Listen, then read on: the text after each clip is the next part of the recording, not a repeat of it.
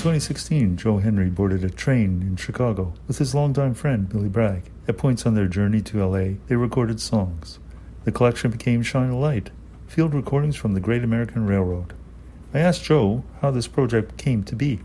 It all began, with a concept from Bill, and I think it sort of, would have had to. I think it would have taken a foreigner to have the aerial view to look on the American culture and its mythology and ask a pertinent and contemporary question about it. Those of us who live here are sort of, as I have said before, sort of, chin deep in a very big lake, and it's not very discernible what the shape of that lake is, when you're in that position. But somebody up in the, in the lifeguard's tower can see very easily the shape and scope of things.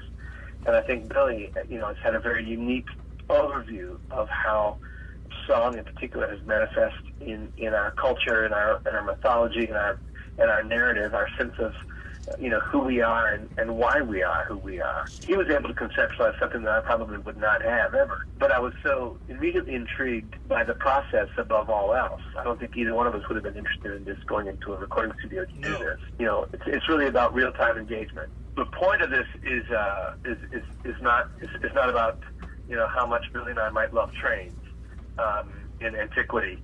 Our real passion behind the project is to remind ourselves and anybody else listening that not only does the railroad remain an active, fluid part of our lives, but these songs, stand as shared vocabulary, waiting, for engagement.